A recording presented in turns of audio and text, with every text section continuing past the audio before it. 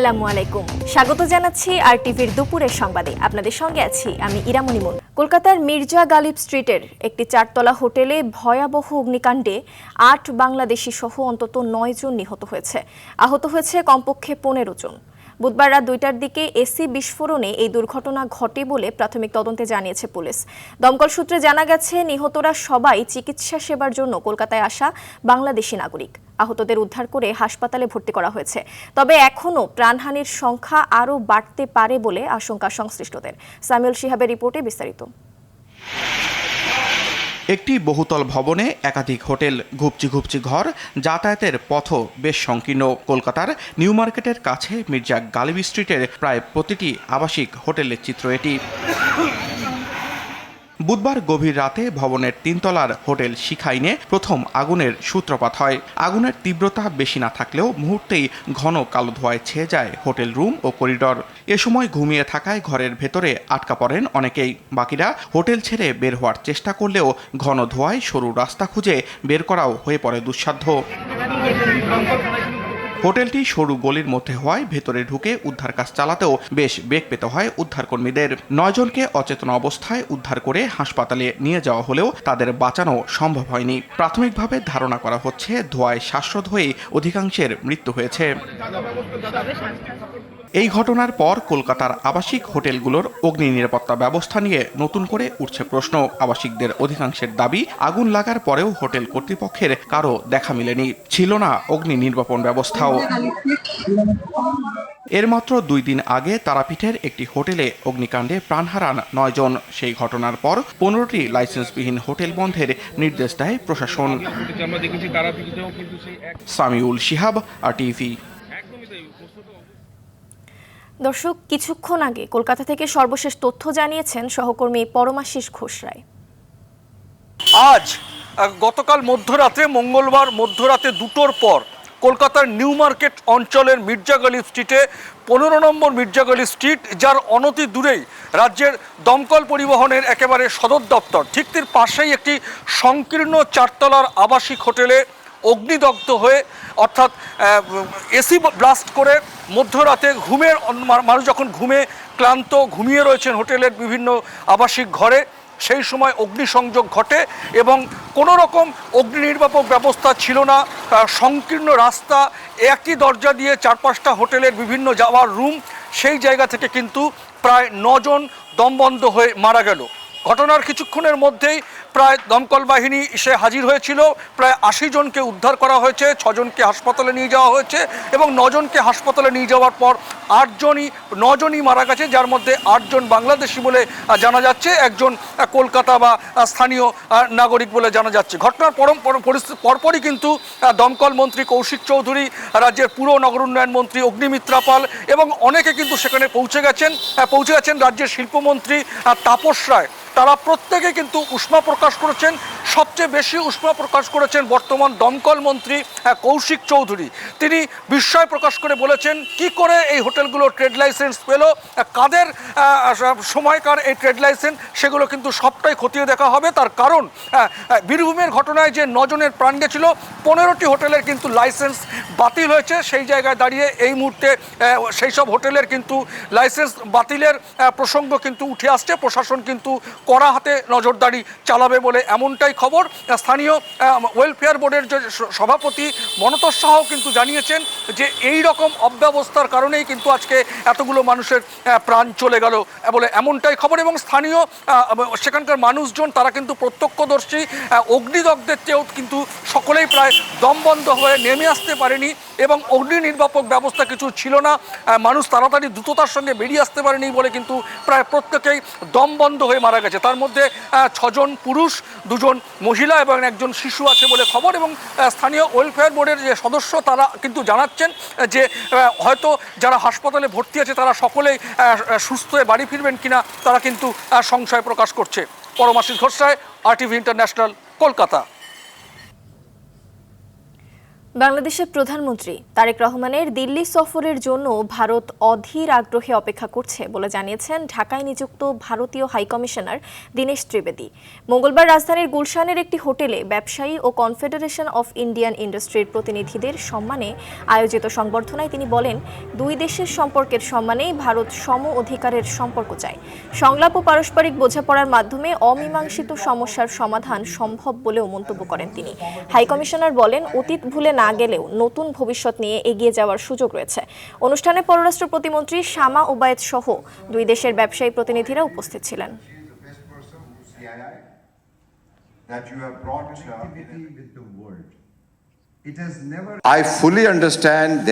প্রধানমন্ত্রী তারেক রহমানের দিল্লি সফরের জন্য ভারত এখনো অপেক্ষা করছে। ভারতীয় প্রধানমন্ত্রী আশ্বস্ত করেছে, প্রধানমন্ত্রী তারেক রহমান ভারত সফর করলেই অমীমাংসিত সমস্যা সমাধানে কাজ করবে Delhi. And our Prime Minister Narendra Modi, who is also People's Prime Minister. স্বার্থ ছাড়া ভারত বন্ধুত্বপূর্ণ আমন্ত্রণ জানালে তাকে সাধুবাদ জানায় সরকার। একথা জানিয়েছেন বিএনপির স্থায়ী কমিটির সদস্য প্রধানমন্ত্রীর উপদেষ্টা রুহুল কবির রিজভী। তিনি বলেন, তবে স্বার্থ থাকলে এগোবে না বাংলাদেশ। সকালে রাজধানীর জিয়া উদ্যানে বিএনপির প্রতিষ্ঠাতা শহীদ রাষ্ট্রপতি জিয়াউর রহমান ও বেগম খালেদা জিয়ার সমাধিতে স্বেচ্ছাসেবক দলের 46তম প্রতিষ্ঠাবার্ষিকীতে দলের নেতাকর্মীদের নিয়ে শ্রদ্ধা নিবেদন শেষে এসব কথা বলেন রিজভী। যে কোনো ষড়যন্ত্র ও প্রতিবন্ধকতা বিএনপির নেতাকর্মীরা শক্ত হাতে মোকাবেলা করবে বলেও জানান বিএনপির স্থায়ী কমিটির এই সদস্য। কোনো শর্ত দিয়ে বন্ধুত্ব হয় না। বাংলাদেশ সরকার প্রত্যেক দেশের সাথে বন্ধুত্বের প্রকাশ্যে যে ঘোষণা দিয়েছেন, নিশ্চয়ই এইখানে যদি অন্য কিছু না থাকে তাহলে অবশ্যই সমতার ভিত্তিতে, মিউচুয়াল রেসপেক্টের ভিত্তিতে আমাদের প্রধানমন্ত্রী তিনি সম্পর্ক রাখবেন। প্রধানমন্ত্রী তারেক রহমানকে ভারত সফরে নিতে উদ্গ্রীব হয়ে আছে মোদী সরকার। এ নিয়ে নানান কূটনৈতিক অঙ্ক কষছে দুই দেশ। শেখ হাসিনার প্রত্যর্পণ থেকে তিস্তার পানি, সীমান্তের উত্তাপ থেকে বাণিজ্য জ্বালানি, আবার এসব কিছুর আড়ালে চীন বাংলাদেশ সম্পর্ক। তবে ঢাকার বার্তা স্পষ্ট, দিল্লির পথে পা বাড়ানোর আগে চাই কিছু দৃশ্যমান প্রাপ্তি, যা তৈরি করবে সফরের অনুকূল পরিবেশ। এ বিষয়ে সময় নিয়ে হলেও ভারতের ভাবা উচিত বলে মনে করেন বিশ্লেষকরা। শাকিলা করিমের রিপোর্টে দেখুন বিস্তারিত। প্রধানমন্ত্রী তারেক রহমানের সম্ভাব্য ভারত সফরের আলোচনায় এখন দিন তারিখ নয়, অনুকূল পরিবেশ তৈরির প্রশ্ন।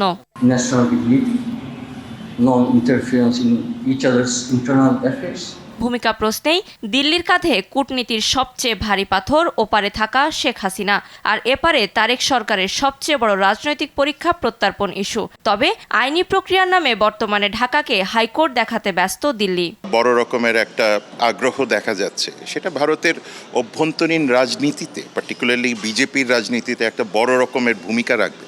কারণ বিজেপির যে পররাষ্ট্রনীতিগত যে দুর্বলতাগুলি আছে, সেই দুর্বলতাটাকে অভ্যন্তরীণ রাজনীতিতে কাটিয়ে নিতে হলে বাংলাদেশের প্রধানমন্ত্রীর যে সফর, সেটাকে ভারতীয় গণমাধ্যম, ভারতীয় সিভিল সোসাইটি বড় করে দেখাবে এবং সেটা খুব স্বাভাবিকভাবেই বিজেপির সাফল্য হিসেবেই দেখা হবে। 5ই আগস্ট তার পতনের 2 বছর পূর্তিতে যে প্রেস কনফারেন্স করেছেন, এটাই বড় একটা ইস্যু হয়ে দাঁড়িয়েছে। এটা অবশ্যই বাধা না, আমি বলবো অস্বস্তি এবং কাটা। সফরের জন্য যে শেখ হাসিনাকে ফেরত দেওয়ার যে শর্ত, এটা আইনি প্রক্রিয়া চলে গেছে, আদালতের সিদ্ধান্ত হবে, তার মানে দীর্ঘ প্রক্রিয়া।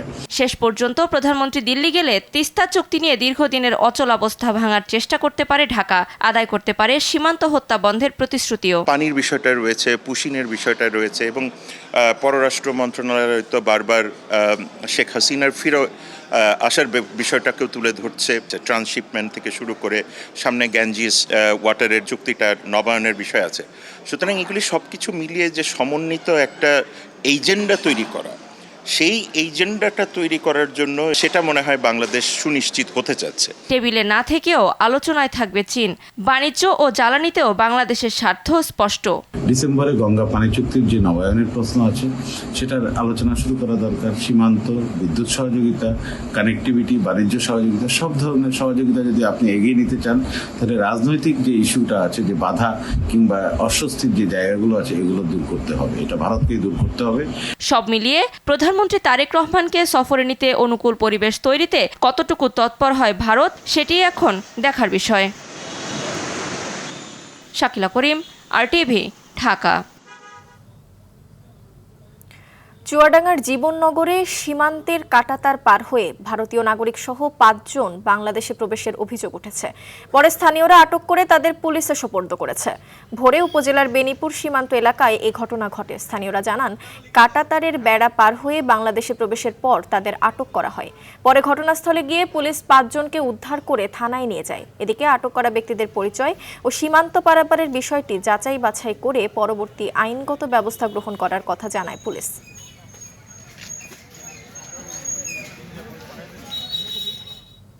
প্রধানমন্ত্রী ও একনেক সভাপতি তারেক রহমানের সভাপতিত্বে রাজধানীর শেরেবাংলা নগরের পরিকল্পনা কমিশনে চলছে জাতীয় অর্থনৈতিক পরিষদের নির্বাহী কমিটি একনেকের সভা। বুধবার সকাল 10টায় শুরু হওয়া এ সভায় দেশের উন্নয়ন কর্মকাণ্ডের সঙ্গে সংশ্লিষ্ট 11টি প্রকল্প অনুমোদনের জন্য উপস্থাপন করা হয়েছে। পরিকল্পনা কমিশন সূত্রে জানা গেছে, প্রকল্পগুলোর প্রস্তাবিত মোট ব্যয় 10,046 কোটি 89 লাখ টাকা। এর মধ্যে সরকারি অর্থায়ন থেকে ব্যয় ধরা হয়েছে 8,777 কোটি 30 লাখ টাকা, আর প্রকল্প ঋণ ও অনুদান থেকে আসবে 1,361 কোটি 10 লাখ টাকা। সভা শেষে পরিকল্পনা কমিশন মিলনায়তনে সংবাদ সম্মেলনে বিস্তারিত তুলে ধরবেন অর্থ ও পরিকল্পনা মন্ত্রী আমির খসরু মাহমুদ চৌধুরী। রাষ্ট্রপতি নির্বাচন নিয়ে আইনি প্রতিবন্ধকতা তৈরির আর কোনো সুযোগ নেই বলে মন্তব্য করেছেন অ্যাটর্নি জেনারেল রুহুল কুদ্দুস কাজল। দুপুরে রাষ্ট্রপতি নির্বাচনে শুধু সংসদ সদস্যরা নয়, জাতীয় নির্বাচনে অংশ নেয়া সব প্রার্থীদের ভোটাধিকার চেয়ে করা একটি রিট হাইকোর্ট সরাসরি খারিজ করে দিলে প্রতিক্রিয়ায় এ মন্তব্য করেন তিনি। আরও বলেন, প্রচারকামী এবং উদ্দেশ্য প্রণোদিত হয়ে কিছু ব্যক্তি রাষ্ট্রপতি নির্বাচন সামনে রেখে এ ধরনের রিট করছেন, যার আইনি ভিত্তি নেই। এর আগে সোমবার রাষ্ট্রপতি নির্বাচন প্রক্রিয়া নিয়ে রিট করেন এক আইনজীবী। এর শুনানি শেষে রিটটি খারিজ করে দেয় আদালত। এবং আজকে আরেকজন আইনজীবী দায়েরকৃত এই রিট পিটিশনের খারিজ হওয়ার মাধ্যমে নির্বাচন অনুষ্ঠানে কোনো ধরনের আইনি প্রতিবন্ধকতা সৃষ্টির কোনো সুযোগ এবং সম্ভাবনা আমরা দেখছি না। সেক্ষেত্রে নির্বিঘ্নে আগামীকালে রাষ্ট্রপতি নির্বাচন বাংলাদেশে হবে এবং সেক্ষেত্রে আইনগত কোনো প্রতিবন্ধকতার আমি বিন্দুমাত্র কোনো সম্ভাবনা কিংবা আশঙ্কা দেখছি না। ফ্যাসিবাদের দালালি করতে সাংবাদিকতা পেশাকে যারা ব্যবহার করেছে তাদের চিহ্নিত করে ব্যবস্থা নেওয়া হবে বলে জানিয়েছে তথ্য ও সম্প্রচার মন্ত্রী জহিরুদ্দিন স্বপন। সকালে রাজধানীর তথ্য ভবনে সাংবাদিক সুরক্ষা ও কল্যাণ ফাউন্ডেশনের 5ম প্রতিষ্ঠাবার্ষিকীর অনুষ্ঠানে এ আহ্বান জানান তিনি। জানান, ক্ষমতার অপব্যবহার করে জনগণের ক্ষতি করা এবং এতে সহযোগিতারই সাংবাদিকদেরও আইনের আওতায় আনা হচ্ছে। স্বাধীন বাংলাদেশে বর্তমান সময়ের মতো এত বেশি গণমাধ্যমের স্বাধীনতা আগে কখনো ছিল না। তবে স্বাধীনতার সুযোগ নিয়ে সাংবাদিকতার নামে ব্ল্যাকমেইলিং ও অপসাংবাদিকতা মেনে নেওয়া হবে না বলেও জানান মন্ত্রী। ক্ষমতা ধরে রাখার জন্য যে হত্যা, গুম, খুন হয়েছে, রাষ্ট্র লুট হয়েছে, টাকা বিদেশে পাচার হয়েছে, এই অপকর্মের সহযোগী সাংবাদিক হিসাবে তারা চিহ্নিত হয়েছে। আমরা তাদেরকে আইনের আওতায় আনার জন্য কাজ করছি, যাতে কেবলমাত্র অপরাধীরাই চিহ্নিত হয়। এলএনজি সরবরাহ শুরু হলেও রাজধানীতে কিছুতেই কাটছে না গ্যাস সংকট। বাসাবাড়িতে জ্বলছে না চুলা, গাড়ির দীর্ঘ লাইন সিএনজি পাম্পে। রাজধানীর সিএনজি ফিলিং স্টেশনগুলোতে তীব্র গ্যাস সংকটে ভোগান্তি বাড়ছে চালকদের। ঘন্টার পর ঘন্টা লাইনে দাঁড়িয়েও মিলছে না পর্যাপ্ত গ্যাস। কোথাও স্টেশন বন্ধ, কোথাও আবার চাপ কমের কারণে অল্প গ্যাস নিয়েই ফিরতে হচ্ছে চালকদের। সময়ের পাশাপাশি কমছে তাদের দৈনিক আয়। শাকিলা করিমের রিপোর্টে দেখুন বিস্তারিত। যানবাহনের এই দীর্ঘ লাইনই বলে দেয় দেশের গ্যাস সংকট ঠিক কোন পরিস্থিতিতে আছে। কাঠফাটা রোদে সড়কে অপেক্ষমান সিএনজি ও প্রাইভেট কার, জরুরি সেবা অ্যাম্বুলেন্সও। রাজধানীর সব সিএনজি ফিলিং স্টেশনের চিত্র একই। গ্যাসের আশায় ঘন্টার পর ঘন্টা অপেক্ষা করেও নিশ্চিত নয় গাড়িতে প্রয়োজনীয় জ্বালানি মিলবে কিনা। 266টা গ্যাস ঢুকছে শেষ। এই 266টা গ্যাস দিয়ে আমি হাইজ গেলে ধরেন এই 30 কিলো চালাতে 30 কিলো চালানোর পরে হয়ে যাবো, আবার আসে পর আবার দিতে হবে। 3 ঘন্টা 4 ঘন্টা সিরিয়াল দিয়ে আপনার গ্যাস পাইতে আসি 65 টাকা, 80 টাকা, 100 টাকা এরকম পাইতে আসি। দিনেও খাটতে আসি, রাত্রেও খাটতে আসি। আমার এখন আর কোনো উপায় নাই। আর এই সিএনজি ছাইড়ে যে অন্য কোনো কর্ম তাও করতে পারতে আসি না। স্টেশনের পাইপে গ্যাস উঠছে কম, মিটারে সীমিত গ্যাসের পরিমাণ। সিএনজি চালকদের কপালে চিন্তার ভাঁজ, কিভাবে চলবে সংসার। এটা নিয়ে আপু আসি প্রচণ্ড একটা ঝামেলায়, বুঝছেন? এই কারণে আজকে গাড়ির চাবি দিয়ে দিব, চাবি দিয়ে দেশে যাবো, গ্যাসের ঝামেলা শেষ হলে পরে এসে গাড়ি চালাবো। 5 ঘন্টা সিরিয়ালে থাকি আমি 272 টাকার গ্যাস পাইছি। এখন কি করার আছে? গাড়ি যতটুকু চলে এরপরে বন্ধ থাকবে, না পারলে তেলে চালাবে মালিকে। বাধ্য হয়ে ভোক্তাদের কণ্ঠে অভিযোগ, দাম বাড়িয়ে হলেও যেন সমাধান মিলে। গ্যাসের দাম বাড়াও আপত্তি নাই, কিন্তু এই কষ্টটা থেকে আমরা মুক্তি চাই। বাড়াক যদি, তারপর যেন আমরা গ্যাস পাই, এটাই আমাদের দাবি সরকারের কাছে। স্টেশন সংশ্লিষ্টরা বলছেন, সরবরাহ লাইনের চাপ কম থাকায় স্বাভাবিক গতিতে গ্যাস দেওয়া যাচ্ছে না। তিতাস থেকে আমরা যে মেসেজটা পাই ওইটার উপরে আমরা ডিপেন্ড করি, এছাড়া আমাদের কোনো ওয়ে নাই। কারণ তিতাসের লাইনে গ্যাস না আসা পর্যন্ত আমাদের কোনো কিছুই করণীয় নাই। লোকসানে আমরা পড়ে গেছি, এটা কল্পনার বাইরে। এখান থেকে কবে এটা কাটায় উঠতে পারবো এটাও বলতে পারবো না, অনেক সময় লেগে যাবে যদি লাইন ঠিকও হয়ে যায়। গ্যাসের সংকটে দীর্ঘ হচ্ছে ভোগান্তি, কমছে চালকদের আয়, দ্রুত সমাধানের অপেক্ষায় ভুক্তভোগীরা। শাকিলা করিম, RTV, ঢাকা। গ্যাস সংকটে চরম বিপর্যয়ের মুখে পড়েছে ঢাকা ও এর আশেপাশের এলাকার শিল্পখাত। পর্যাপ্ত চাপ না থাকায় সাভার, আশুলিয়া ও গাজীপুরের কালিয়াকৈরের শিল্প কারখানায় ব্যাহত হচ্ছে স্বাভাবিক উৎপাদন। বাধ্য হয়ে বিকল্প জ্বালানি হিসেবে ডিজেল ও অন্যান্য ব্যয়বহুল উৎস ব্যবহার করায় উৎপাদন খরচ বেড়ে দাঁড়িয়েছে প্রায় দ্বিগুণে। এদিকে গ্যাস সংকটের পাশাপাশি বেড়ে গেছে বিদ্যুৎ বিভ্রাট। বিদ্যুৎ উৎপাদন ও সরবরাহে বড় ঘাটতি তৈরি হওয়ায় প্রভাব পড়েছে রাজধানী সহ সারা দেশে।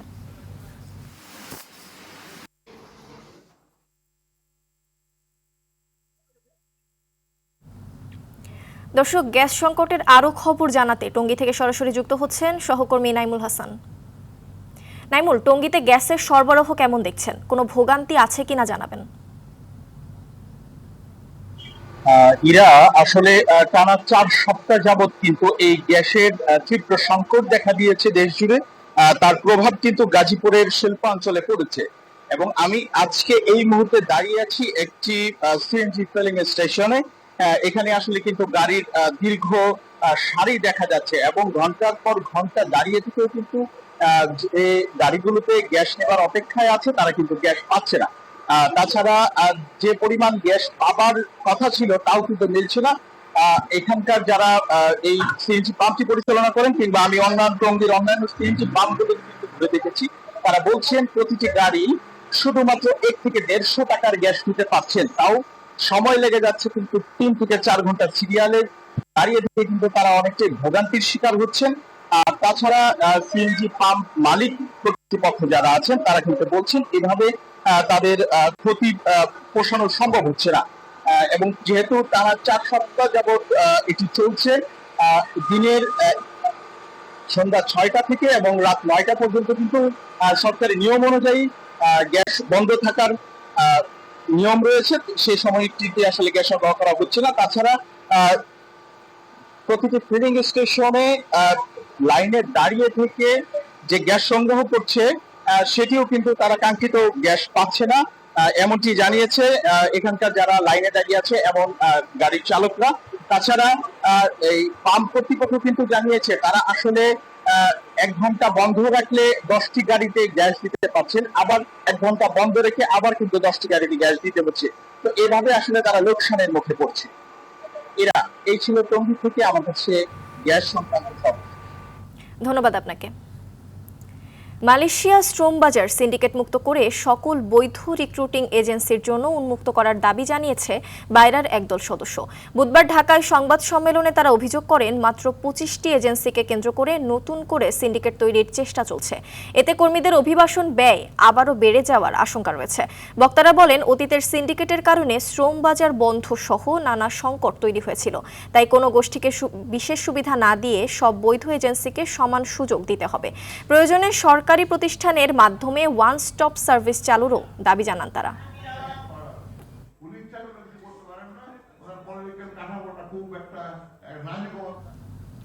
দক্ষিণ সিটি কর্পোরেশনকে 4টি অঞ্চলে ভাগ করে রিকশা চলাচলের নীতিমালা তৈরি করা হচ্ছে বলে জানিয়েছেন ঢাকা দক্ষিণের প্রশাসক আব্দুস সালাম।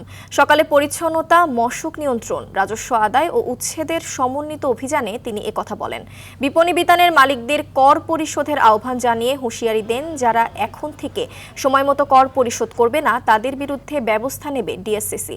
দোকান মালিকদের তাদের দোকানের সামনের জায়গা নিজেদের পরিষ্কার রাখতে ব্যর্থ হলে শাস্তিমূলক ব্যবস্থা নেওয়ার কথা জানান আব্দুস সালাম। আগামী 2 সপ্তাহের মধ্যে ফুটপাতের হকারদের শৃঙ্খলায় ফেরানো হবে উল্লেখ করেন তিনি।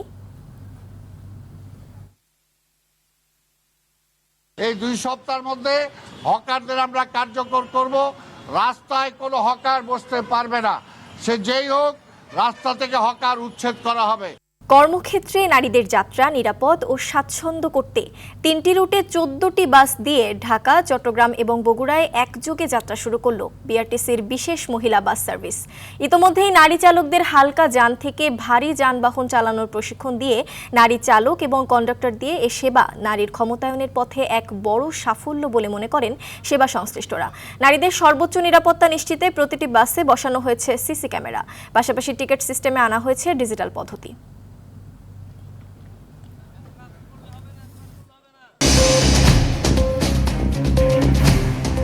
দুপুরের সংবাদ এ পর্যন্তই। জেলা সংবাদ বিকেল 4:45টায় দেখার আমন্ত্রণ রইল। ধন্যবাদ সবাইকে।